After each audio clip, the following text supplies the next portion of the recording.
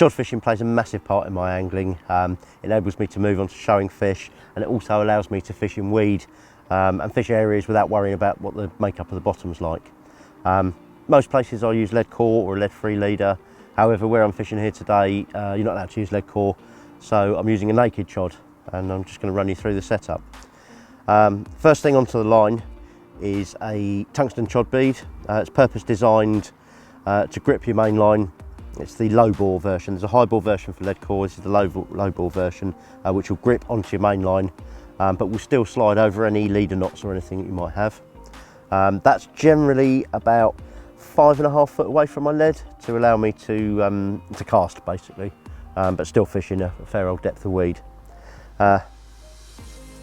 Next on, I've got my chod section itself, and then I've got another one of the chod beads underneath that. And that I like to keep about 6 inches away from a buffer bead, which is on the bottom there. The reason being is that I don't want the hook bait rubbing against the buffer bead and scuffing up, or I don't want the hook going through the swivel that sits below the buffer bead.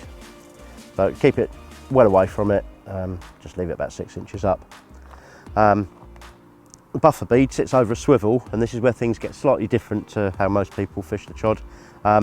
Underneath that swivel, I've got another section, about 10 inches of, well, I've got fluorocarbon in this instance, but any material will do fine. I generally use what I'm using on my leader, so if I've got lead core, I'll have lead core for this. If it's lead free, use lead free. If I'm using nylon, it'll be nylon.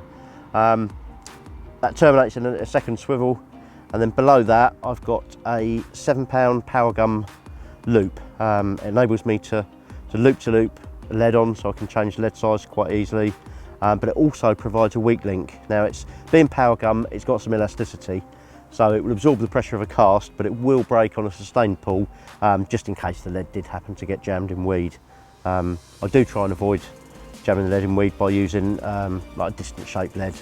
They are far less readily caught up in weed, but it will break off for a bit of safety if it did happen to.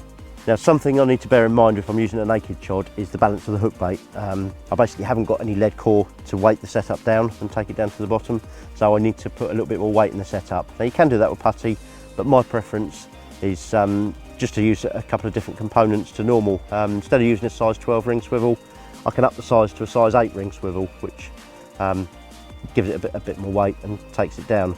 You can use a slightly bigger hook, that helps as well.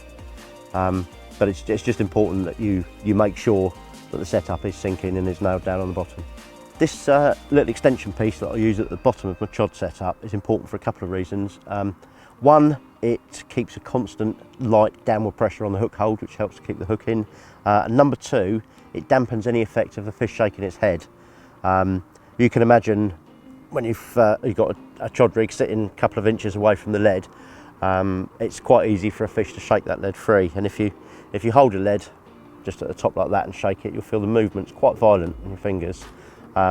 Whereas if you shake a lead from a foot away like that, a lot of movement at the top doesn't bounce the lead about and doesn't put a lot of pressure on the hook hold. So let's have a look at how I construct it. Okay, to start off with, we want about 18 inches of our material. It can be whatever you want, nylon, fluorocarbon in this instance, lead core, whatever you choose. And we're going to attach a swivel onto one end. Now, if it's lead core, I'll splice it, but in this case, we're using fluorocarbon, so I'll pop that on with a griller knot.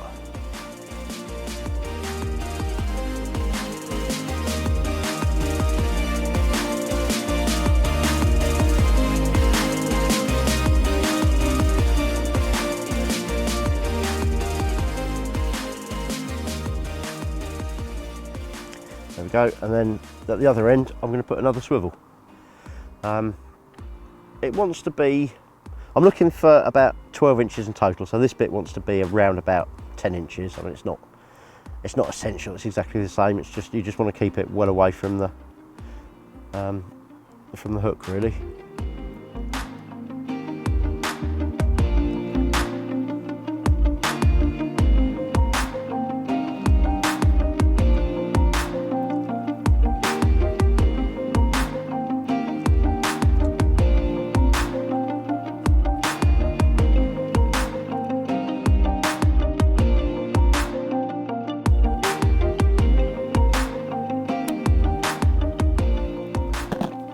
Now one of these swivels is going to go onto our main line.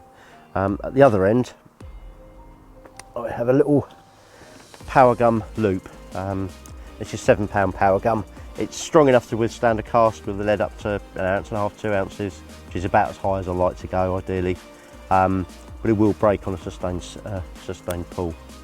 I'll cut myself 6 inches of that, thread it through one of the swivels, and I'm looking for a loop of about 2 inches ideally, and that's tied. I'll tie a figure of 8 loop knot for that. Just an overhand loop will tend to slip in power gum.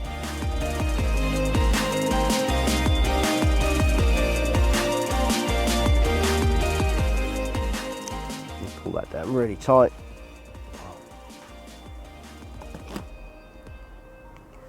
Then trim the ends. Like leave quite a long tag end because it does help with getting hold of it if you want to change the lead.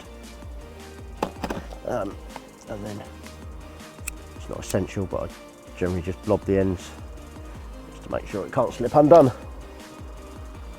Now when it comes to actually attaching the lead, it's simply a case of putting it through the swivel on the top of the lead and loop-to-looping it on, like so, enabling you to change up lead size or down. And there we go.